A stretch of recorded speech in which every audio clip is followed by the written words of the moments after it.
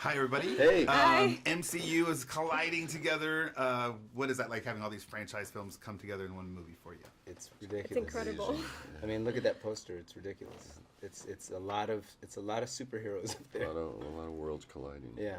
And everyone's been talking about how there was no fun offset making this film. Never. It was fun when Josh Brolin wasn't around. As soon as Josh comes on the set, it's like Debbie Downer's here. Oh, he's here. Yeah. Speaking of Josh, Thanos, supervillain. What can audiences expect from the new supervillain Thanos? A lot of villainy. He lives up to the hype. Man. Yeah, he really does. He does. He really does live up to the hype, and it's not an easy burden to carry, man. It's I mean, because it's all the Avengers, all these huge personalities, and one supervillain. Well, all the Avengers and the Guardians connecting in this film. How was that for you, John? It was great. I mean, it was fun to get this infusion of new blood, and Tom Holland and Benedict and all of these characters coming from these different, their different worlds, and T'Challa, Black Panther in there, so in Danai, everybody just coming together for this one storyline is pretty epic. These are theatrical generic questions, and I have on here to ask you about Drax meeting Thor. I think right off the bat, Drax is, as well as the rest of Guardians, and as well as the rest of the Marvel Universe, is just super impressed with Thor, with we're just in awe of him. He's just like this god, man. We just can't, and when we first meet him, we just can't get over how perfect he is. And Drax just wants to point it out over and over and over in just the most ridiculous ways of how handsome and perfect this specimen is. How proportional. And they're so proportional. And Mantis comes into this Avengers world for the first time with all the other Guardians. How was the experience for you, Pom? It was so much fun.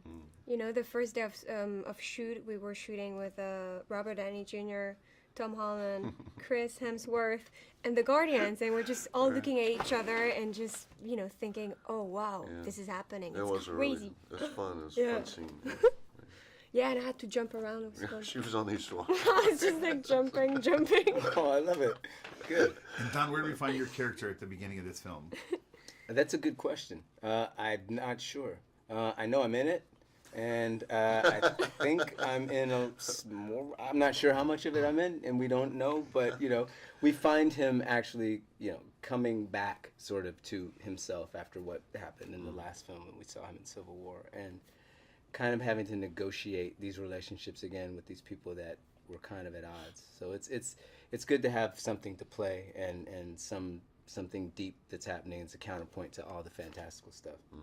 And talk to us about working with the Russo brothers. Who are that? Who's that? There's somebody in the Marvel MCU. Oh, the directors. Oh, yes. Okay, yes. I remember them. Yeah. It's like most directors that we work with. We just ignore them and do what we want.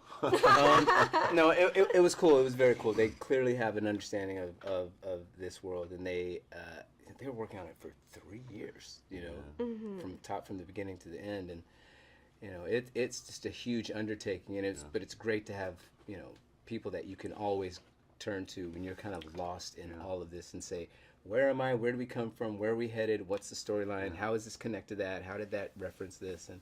And they're, always equipped with a good answer. And they're really interesting because they have a very clear vision, but they're also very open-minded. Yeah. Like they're really, they really give you a lot of freedom, and they're just really willing to hear what you think, especially if it's involving your character.